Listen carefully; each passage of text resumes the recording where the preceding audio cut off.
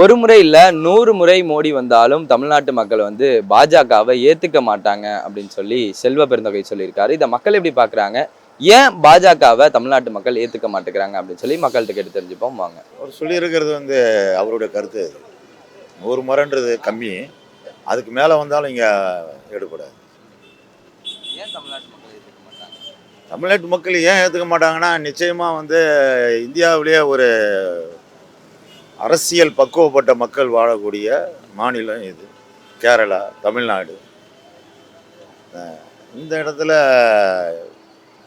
நிச்சயமாக திராவிட கட்சிகளை தவிர அந்த 100 தடவை மோடி வந்தால் இங்கே வர முடியாதுன்னு சொன்ன பெருந்தகை இருக்கக்கூடிய காங்கிரஸே இங்கே மண்ணை கவுன விஷயத்தை அவர் மனசில் வச்சுட்டு தான் கரெக்டாக சொல்லியிருக்காரு. ஏன்னா காங்கிரஸ் தொடத்தெறியப்பட்டு கிட்டத்தட்ட அரை நூற்றாண்டு ஆயிடுச்சு தமிழ்நாட்டில். இங்கே திராவிட கட்சிகளை தவிர யாரும் வர முடியாது. ஒன்று திமுக இல்லை அதிமுக.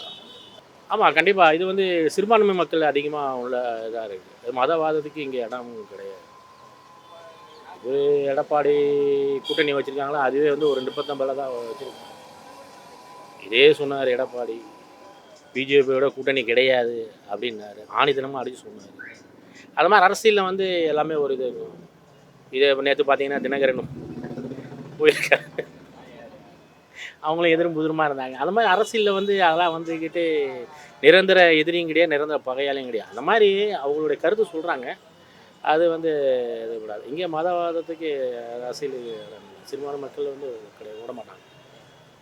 ஏன்னா பாஜக தமிழ்நாட்டு மக்கள் ஏற்கவே மாட்டாங்க. அது மதவாத கட்சியாக இருக்குது தம்பி.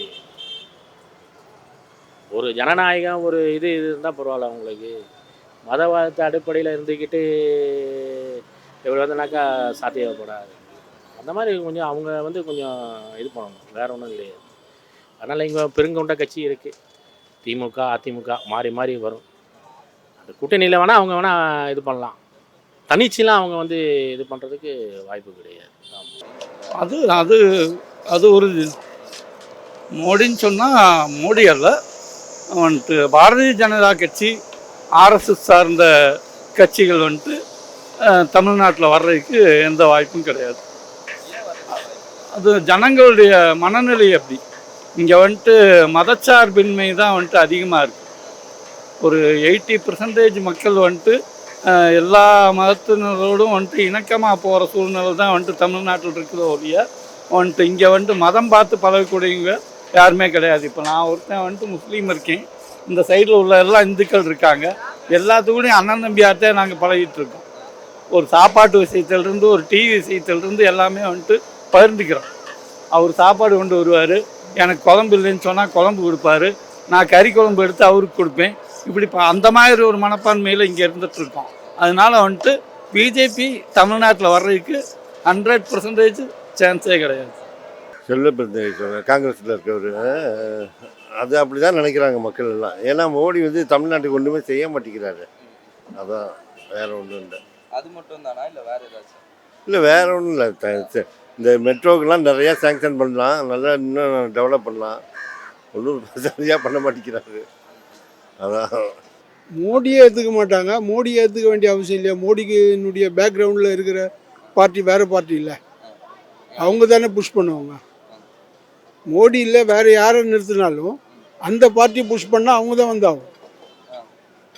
அதனால் மோடியை மட்டும் சொல்லி பிரயோஜனம் இல்லை. அங்கே பிஜேபியில் ஆர்எஸ்எஸில் ஒரு ஆளுடைய இது கிடையாது.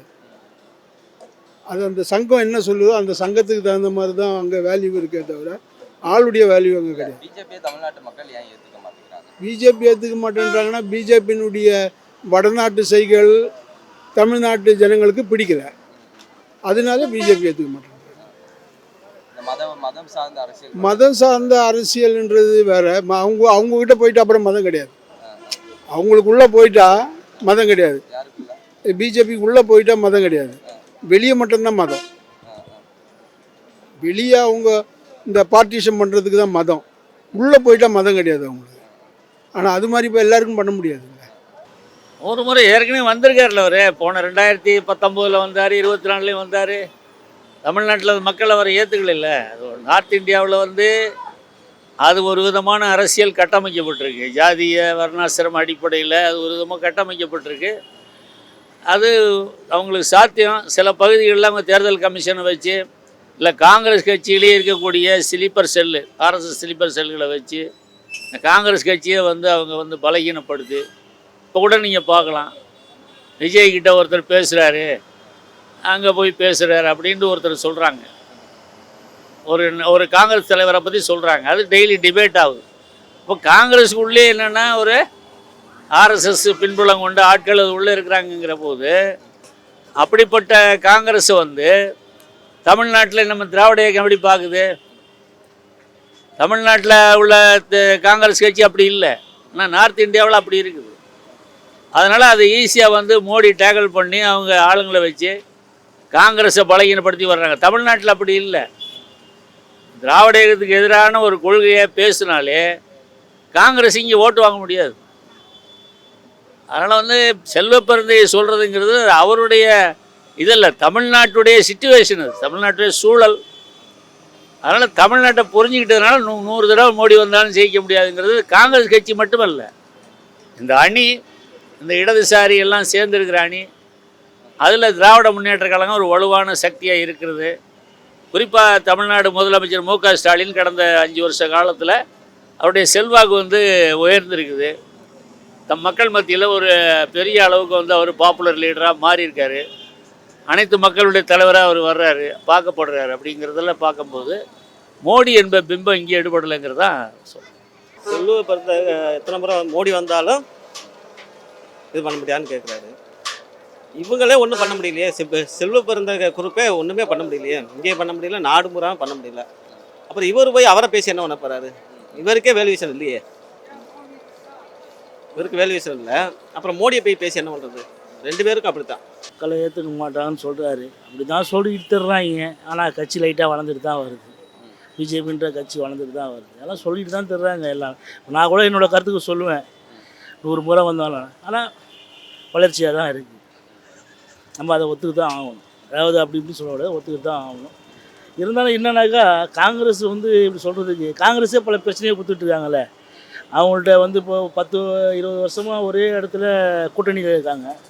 இப்போ வந்து ஆட்சியில் பங்குன்னு சொல்லி விஜய்கிட்ட பேசிட்டு கேள்விப்படுறோம். பல செய்திகளை பார்க்குறோம்.